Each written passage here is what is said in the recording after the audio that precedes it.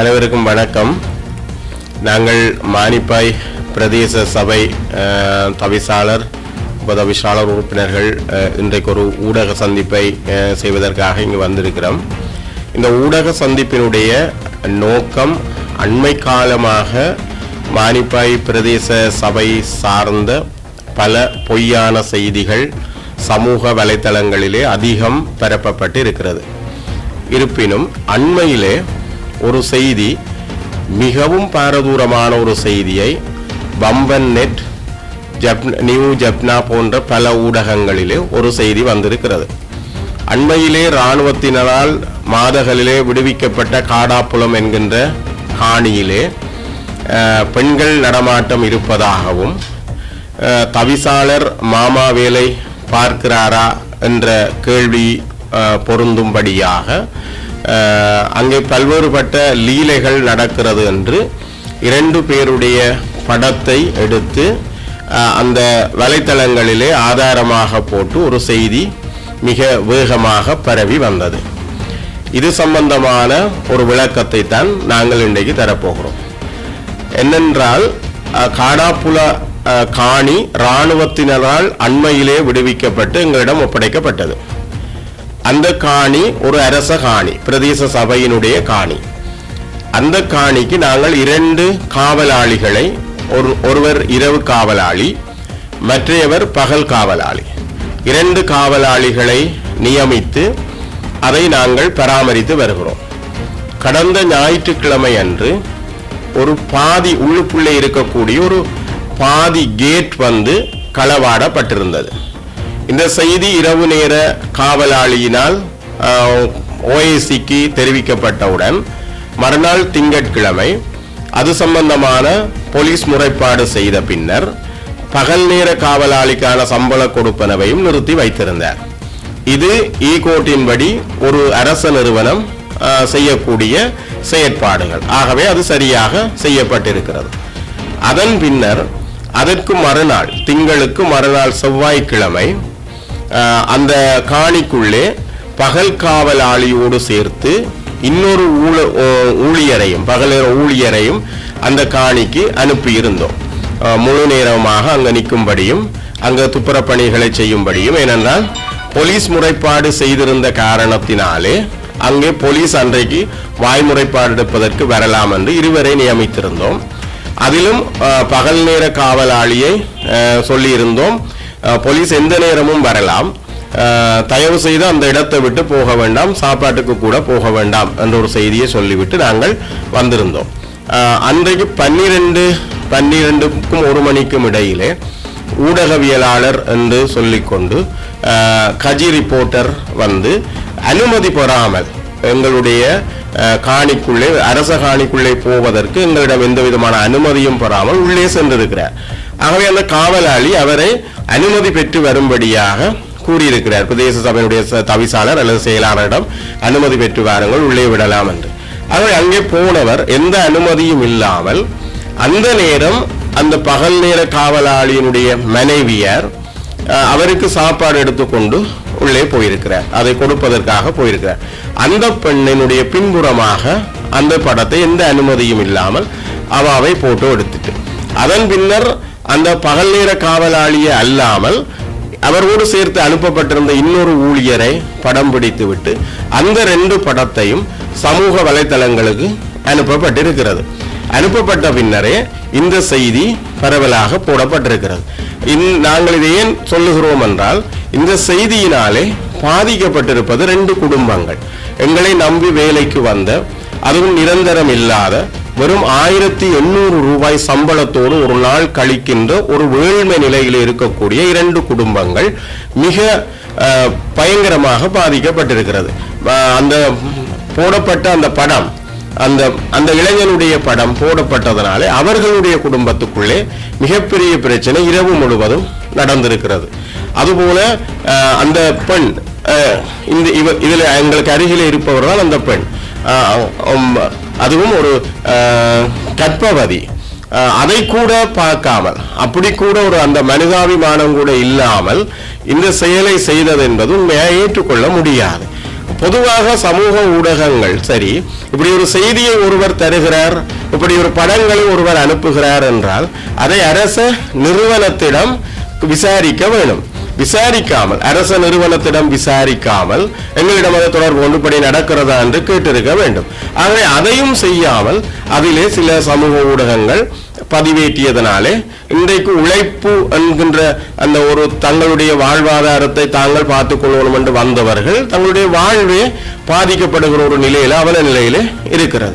இது தொடர்ச்சியாக இது இன்றைக்கு நாங்கள் ஊடக சந்திப்பை நடத்துகின்றது. அனுப்ப பிரதேச சபையை பொறுத்த வரைக்கும் பல ஊடகங்கள் பல செய்திகளை போடுகிறது. அதுவும் தவிசாளரை தனிப்பட்ட வகையிலே அந்த ஊடகவியலாளர் தொடர்ச்சியாக தாக்கிக் கொண்டிருக்கிறார். நான் அதை பற்றி ஒரு காலம் கவனத்தில் எடுப்பது இல்லை. அது அரசியல் வாழ்க்கை என்றது அப்படித்தான், அது எல்லாம் வரும், அதுல ஒரு பிரச்சனையும் இல்லை. ஆனால் எங்களுடைய ஒரு அரச நிறுவனத்தில் பணிக்கு வந்தவர்கள் பணியாளர்களுடைய வாழ்க்கை அது குடும்ப ரீதியில சிக்கலை உண்டு பண்ணக்கூடிய ஒரு செய்தியை போடுவது என்பது ஏற்றுக்கொள்ள முடியாத உண்டு.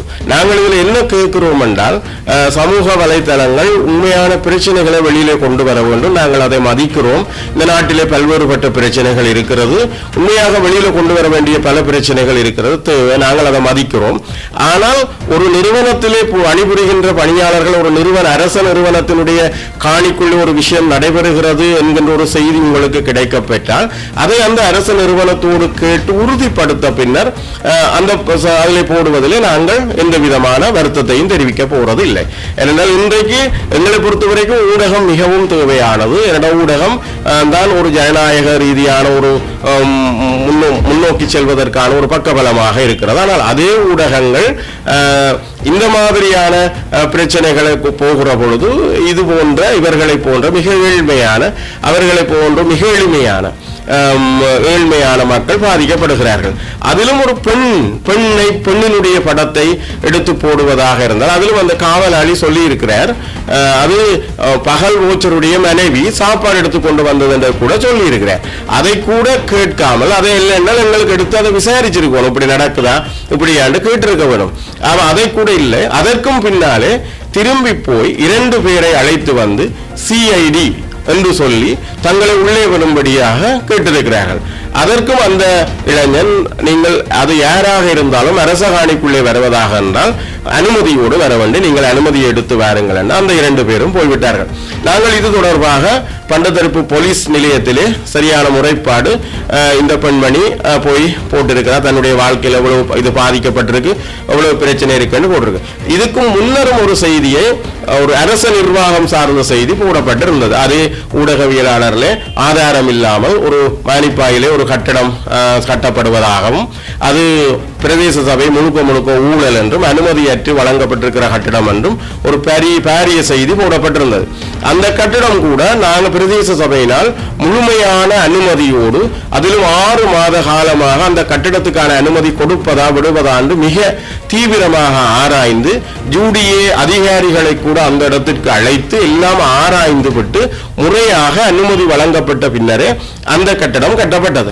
அது கூட அயலவர்களினுடைய தனிவாய் முறைப்பாட்டை மட்டும் கேட்டு பிரதேச சபையிடம் எந்த விதமான ஆராய்ச்சிகளையும் செய்யாமல் ஒரு தவறான செய்தியை அவர் போட்டிருக்கிறார். ஆனால் அது கூட மானிப்பாய் போலீஸ் ஸ்டேஷன்ல அந்த பிரதேச சபை நிர்வாகத்தினர்கள் முறைப்பாடு ஒன்று செய்திருக்கிறார்கள். ஆனால் இன்னும் போலீஸ் 2 மாதம் ஆகிறது, இன்னும் போலீஸும் அந்த விசாரணைகளை மேற்கொள்ளவில்லை. அதிலும் எங்களுக்கு ஒரு சந்தேகம் இருக்கிறது.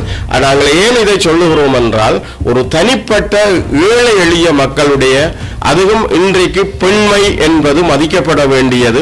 எமது கலாச்சாரம் எங்களுடைய வாழ்வியல் ஒழுக்கங்கள் என்பது ஏனைய நாடுகளை விட முற்றிலும் மாறுபட்டது. இன்றைக்கு நாங்கள் தமிழ் இனம் ஒரு தனித்த இனமாக இன்னைக்கு உரிமை வேண்டி போராடுகிறோம் என்றால் நாங்கள் ஒரு தனித்துவமான கலாச்சாரம் பழக்க வழக்கம் மொழிகளை கொண்டிருக்கின்ற ஒரு தனித்துவமான இனம். அந்த தனித்துவமான இனத்தினுடைய ஒரு கலாச்சாரத்தை உடைக்கின்ற முயற்சிகளை நாங்கள் ஏற்றுக்கொள்ள முடியாது. ஆகவே நாங்கள் இந்த இடத்தில் கேட்டுக்கொள்வது என்னவென்றால் ஒரு பெண்கள் சம்பந்தமான விடயங்களை போடுகிற பொழுது மிகவும் கவனத்தோடு ஆராய்ந்து அதை போட வேண்டும். இந்த செயற்பாடு மிகவும் வருந்தத்தக்க ஒரு செயற்பாடு. ஒரு ஏழை எளிய குடும்பங்களுடைய வாழ்க்கையை குடும்ப உறவுகளை உடைத்தெறிகின்ற ஒரு செயற்பாடு. ஆகவே அதனாலே அவர்கள் பாதிக்கப்பட்டிருக்கிறார்கள். இன்றைக்கு அவர்கள் ஊடகத்திலே தங்களை காட்டுவதற்காக கூட இங்கே வந்திருக்கிறார்கள். ஆகவே இந்த நிலைமையை கருத்திலே கொண்டு இனிவரும் காலங்களிலாவது ஒரு அரச நிறுவனங்கள் சம்பந்தமாக சமூக ஊடகங்கள் ஒரு செய்திகளை போடுகிற பொழுது அந்த அரச ஊடகங்களோடு தொடர்பு கொண்டு விசாரியுங்கள், அது உண்மையா பொய்யா என்பதை விசாரித்துவிட்டு அந்த செய்திகளை போட வேண்டும் என்று நான் இந்த இடத்திலே வினயமாக வேண்டிக் கொள்கிறேன். என்னுடைய பெயர் விஜிந்தன் ஜெபனா. செவ்வாய்க்கிழமை அன்று பகல் செக்யூரிட்டியாக மனுஷன் வேலை செய்கிறார். அப்போ அவர் போலீஸ் முறைப்பாடு இருக்கிறதால அந்தண்டு வரையலான்னு சொன்னவர். இப்போ மதிய சாப்பாடு கொண்டு வாங்கன்னு சொன்னவர். அப்போ அதனால் 12 மணி வரைக்கும் அந்த டைமுக்குள்ளே சாப்பாடு கொண்டு போனான். நான் போய் கொடுத்துட்டு அதில் நின்று வர்றதுக்காண்டி படிக்கிட்டு நிற்கல வந்தவர் ஒருத்தர் வந்து நீங்கள் அவன் செக்யூரிட்டியாருண்டா இன்னும் ஒருத்தர் வந்து விசாரித்தவர். நீங்கள் யாருன்னு கேட்க சொன்னவர். நான் ரிப்போர்ட்டர் இப்படி வந்து நிற்கிறேன் பிரச்சனைன்னு சொல்லி கேட்டவர். இப்போ நாங்கள் நின்று நான் நிற்க அவர் கதைச்சிட்டு போயிட்டார். அதுக்கு பிறகு எங்களுக்கு தெரியாது. பிறகு அடுத்த நாள் பிறகு ஃபோனில் பார்க்கத்தான் இப்படி பிரச்சனை சந்தண்டு ஃபோனில் விட்டுருந்தவர். அதனால தான் நாங்கள் இப்போ வந்து நாங்கள் அவர் தேவையில்லாமல் இப்படி பிரச்சனை எங்களை போட்டதால் சொந்த பந்தங்களோட அயலட்டு உறவினர்கள் எல்லாம் இப்படி தப்பாக பார்க்கணும். என்ன இது இப்படி பிரச்சனை இப்படி ஃபோனில் வந்திருக்கு அதில் வந்திருக்குண்டு. இனி போடைக்கு அப்படி போடாமல் எதையும் விசாரித்து அவரை போடுங்க என்று கேட்குறேன். சந்தேகம் மிகுந்தன் ஊழியர் பண்டத்தெருப்பு பாராப்புலத்தில் அமைக்கானதில் வாச்சர் பகல் வாச்சர் நான் தான். அப்போ அன்னை பகல் வாச்சர் செய்த கேட்க சாப்பாடுக்கு சேருக்கு புணர்ச்சிக்கு கட்டினேன். ஊசியை கேட்க சேருன்னா சாப்பாடுக்கு போக வேண்டாம், சாப்பாடு யாரும் கொண்டு சொல்லி சொல்லுங்கன்னு சொன்னார் வீட்டை. இப்போ நான் சொன்னேன் உதவும் சார் இல்லை வீட்டை சொல்ல நான் மனுஷன் நிற்கிறா. அப்போ மனுஷியை சொல்கிறேன் சாப்பாடு கொண்டு சொல்லி வேண்டும். மனுஷி சாப்பாடு கொண்டு வந்து தந்தவா. அந்த இடத்த கட்சி ரிப்போர்ட்டர் வந்து வாசல் நின்று நான் தான் போய் கேட்டேன். கேட்க சொன்னார் கட்சி ரிப்போர்ட்டர் நான் கேட்டு காணா போனது. அப்போ பார்க்க வந்தது ரெண்டு நான் உள்ளூர் கூட்டிகிட்டு போவ இன்னொரு அன்னையோராக நின்றவர். அவர் நான் தான் 2 பேர் தான் நின்றாங்க. நின்றத அவர் உள்ளுக்கு விடையில நீங்கள் அங்கே ஆஃபீஸில் கேட்டு வந்து எனக்கு அவர் சொன்னால் இல்லை நான் கேட்டு வரையிலேன்னு கட்சி ரிப்போர்ட்டர் சொன்னார்.